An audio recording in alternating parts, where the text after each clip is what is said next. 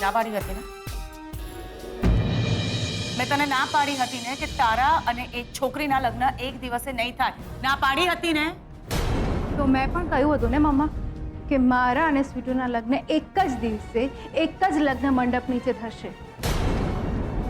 નહીં થાય. એવું ક્યારેય નહીં થાય. મમ્મા પ્લીઝ, આટલી બધી નફરત શું કામ કરે છે સ્વીટુથી? કારણ કે એ છોકરી તારા વાત કરી રહી છે જે તને નથી દેખાતું. એને તારી જેમ રહેવું છે, તારા જેવું દેખાવું છે, તારા જેવા કપડાં પહેરવા છે. તે શોધન જેવા સરસ છોકરાને પસંદ કરે તો એને પેલા જીગર જેવા છોકરાને ફસાવ્યો. તું પરણીને શોધનના એક સરસ ફેમિલીમાં જઈશ, મોટા ઘરમાં જઈશ, તો એ જીગર સાથે પરણીને વિદેશ જશે.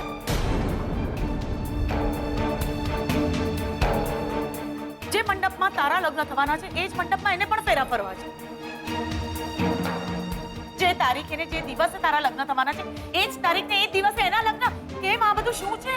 પ્લીઝ મમ્મા, અને આ નિર્ણય સ્વીટુનો નહીં, શોધનનો છે. ઓ,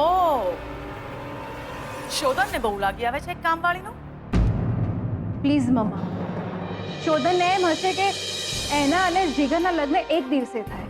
અને મને એમ થાય છે કે એવું ન થવું જોઈએ. બોલ,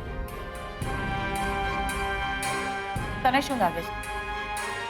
તું, શોધન, એ છોકરી અને જીગર, તમે બધા કહેશો એટલે અમે માની જઈશું?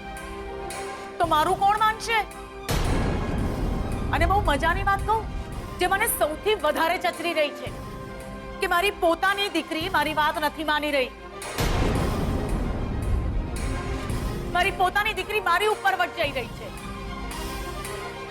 અને કોના માટે?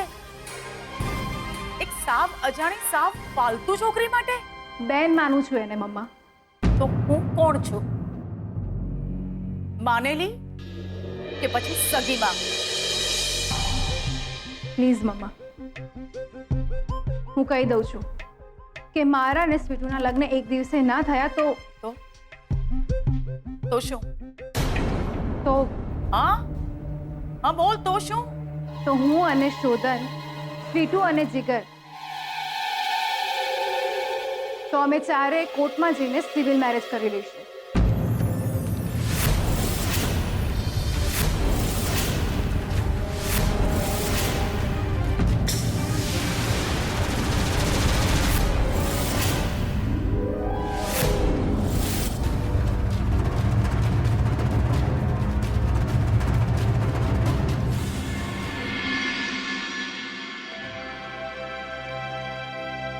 हाँ अरे जिगर रातना बहू मोड़ो आव्यो तू। हाँ दादाजी, केम छे घरे बधा? બધા એકદમ મજામાં છે. તમને બધા બહુ યાદ કરતા હતા દિયર. अरे हाँ, पल्लवीની તબિયત કેમ છે? દાદાજી હવે સારું છે પલ્લુને. હવે તો રોજ નિશાળે બી જાય છે દિયર. સરસ, ચાલો હું જાઉં. આવજો દાદાજી. સ્વીટુ બેટા.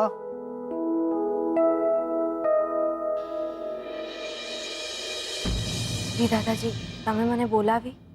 સ્વીટુ બેટા, હું તારે ગામ જાઉં છું. સાંજ સુધીમાં પાછો આવી જઈશ, ચિંતા નહીં કરતી. અરે પણ દાદાજી, તારા મામા મામીને મળવા જાઉં છું. એમને કહેવા માટે કે હું તને દત્તક લેવાનો છું.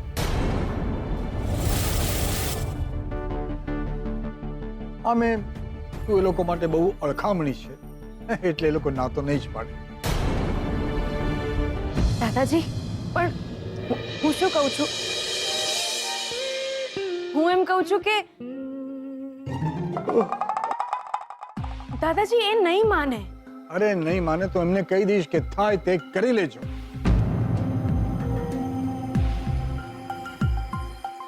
સામ દામ દંડ ભેદ બધું જ હું અજમાવીશ. તું બિલકુલ ચિંતા નહીં કરતી. નહીં દાદાજી, મારું એમ કેવું છે કે દાદાજી,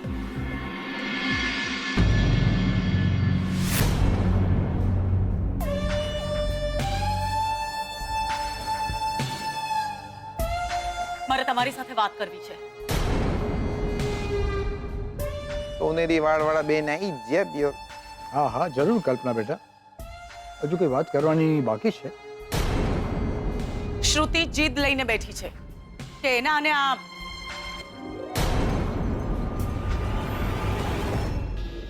કામવાળીના લગ્ન એક સાથે જ થશે.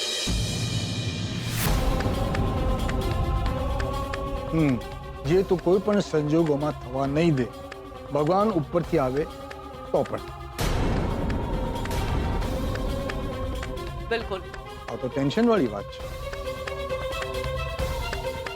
હવે વિચારવાનું તમારે છે. શ્રુતિના અને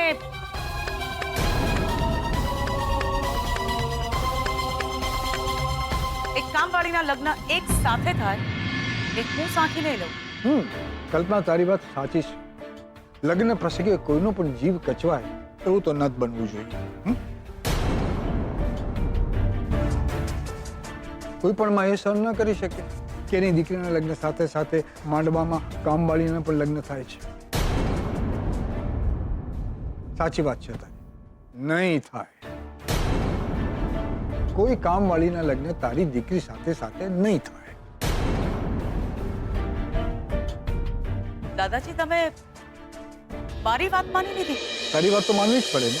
તેમ તો કહ્યું તું ને કે આ છોકરી જો મારી દીકરી હોત તો બંનેના લગ્ન સાથે સાથે થવા દે.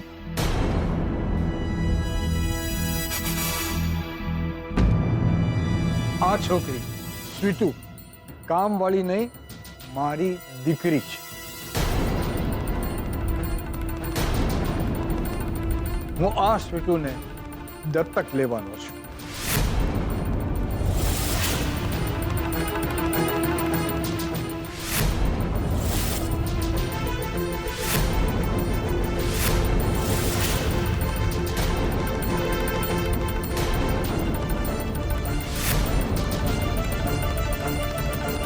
માનું છું કે હવે તો બંનેના લગ્ન એક સાથે સાથે થાય તો તને કોઈ પ્રોબ્લેમ નહીં હોય.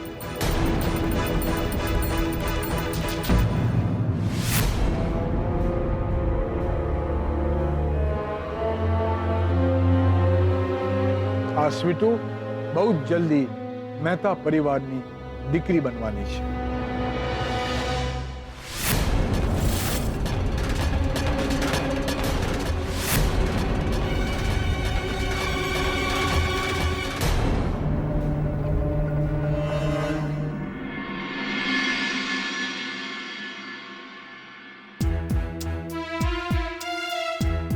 મમ્મા કેમ આટલી જીદ કરી રહી છે? સ્વીટુ ગરીબ ઘરની છે અને આશરો મળે એના માટે કામ કરે છે, એટલે એને નફરત કરવાની કયા વાત કરે એને મારી સાથે? જે માણસે એની સાથે લગ્ન કર્યા એને છોડી દીધી, એના માટે આ સ્વીટુ કોઈ દિવસ ખરાબ નથી બોલી. એનું નામ પણ એના મોઢે નથી આવ્યું. સારી છોકરી છે. મમ્મા કેમ સમજતી નથી?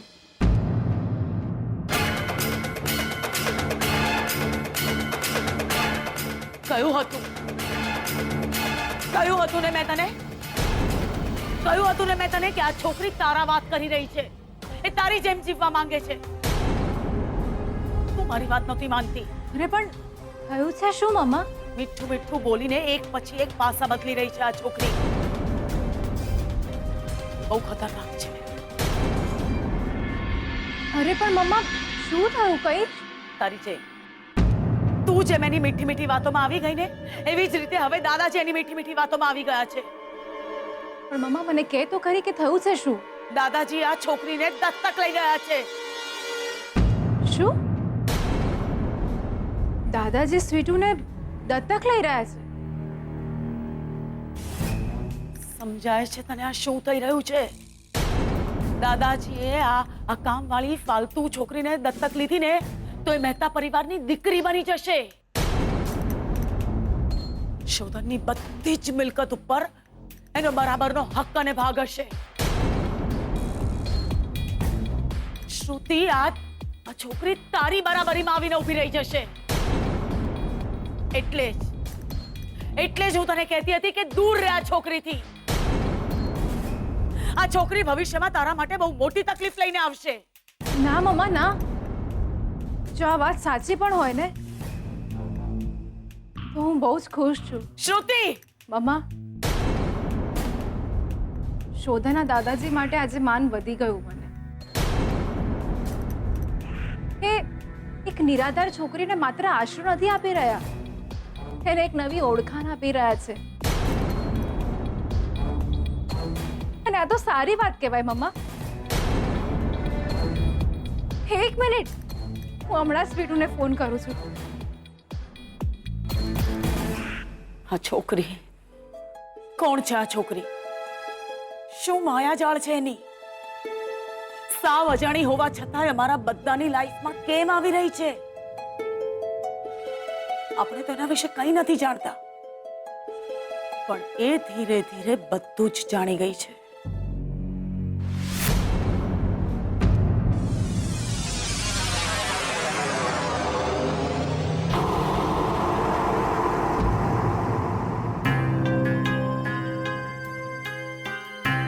દાદાજીએ જો આ છોકરીને દત્તક લઈ લીધી ને તો ભવિષ્યમાં મારા માટે, શ્રુતિ માટે આ છોકરી બહુ મોટી તકલીફ ઊભી કરશે.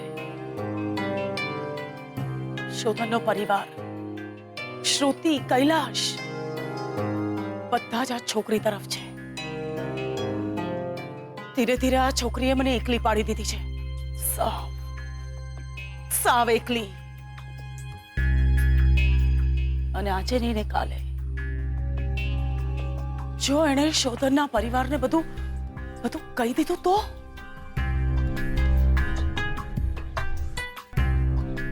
નો.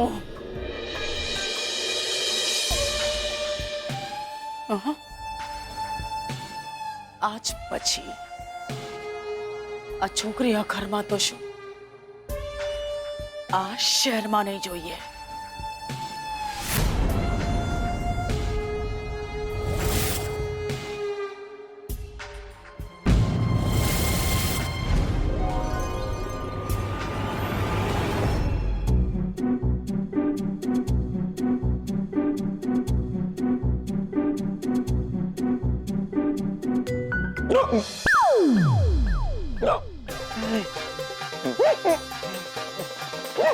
બકા પાણી આવજો.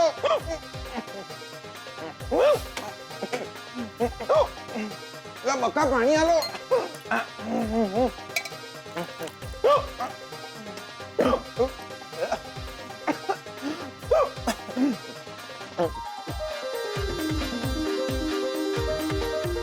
ધીરે ધીરે.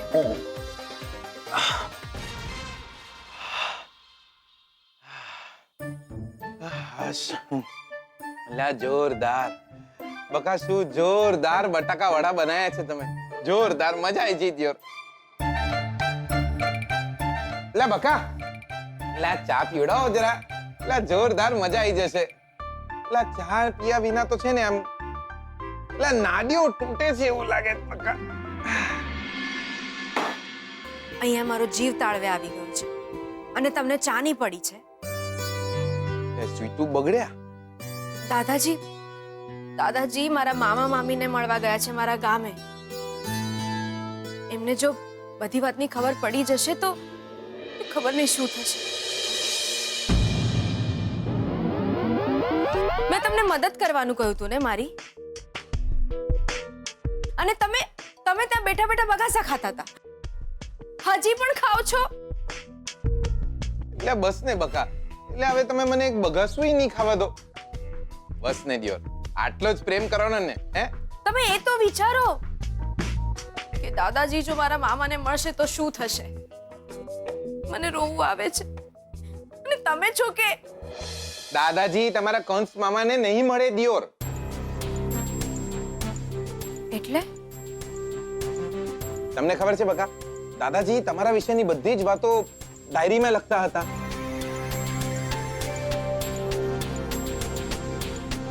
આપણે પાનું જ પાડી નાખ્યું છે દિયોર. આ જો તમે બકા જો.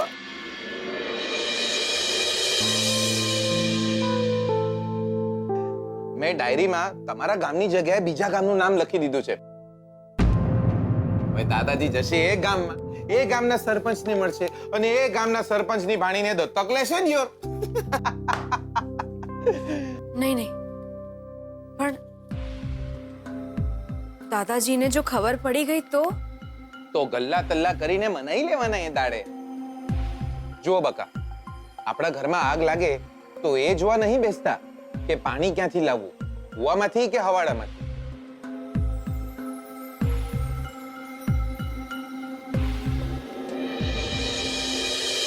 તમે મારા માટે કેટલું કરો છો. લે મેલો ને યાર, આ કરવું તો પડે જ ને બકા, ભાઈબંધી છે. પણ બકા દિયોર, તમે છો બહુ નસીબદાર. બધા કેટલો પ્રેમ કરે છે તમને. આટલો પ્રેમ કરવાવાળી એક બેન મળી, એક ભાઈબંધ મળ્યો. બધા ખૂબ પ્રેમ કરે છે તમને. આ બસ એનો જ પ્રેમ ન મળ્યો જેને તમે પ્રેમ કર્યો.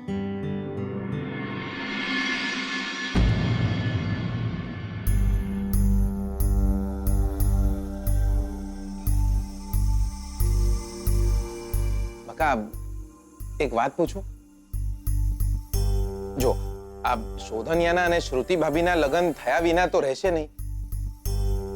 એ લોકોના લગ્ન થઈ જાય પછી તમારું શું? હું તો એકલી જીવવાની. તો મારું શું?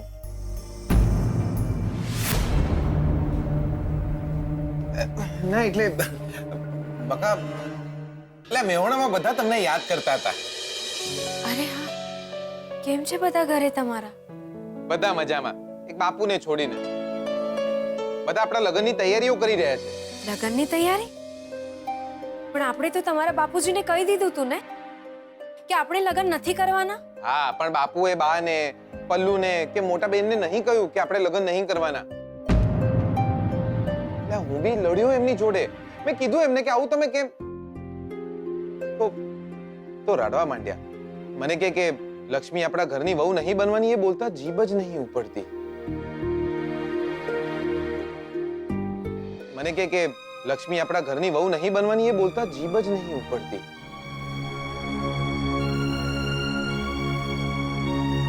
પછી બકા હું બી કઈ ના બોલી શક્યો.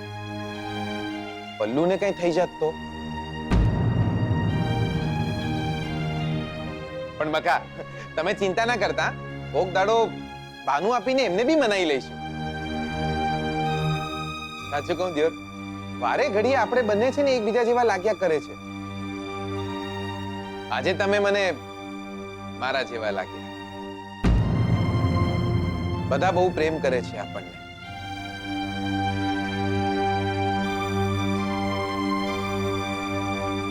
બસ એ જ માણસ પ્રેમ ના કરે જેને આપણે પ્રેમ કરતા હોઈએ.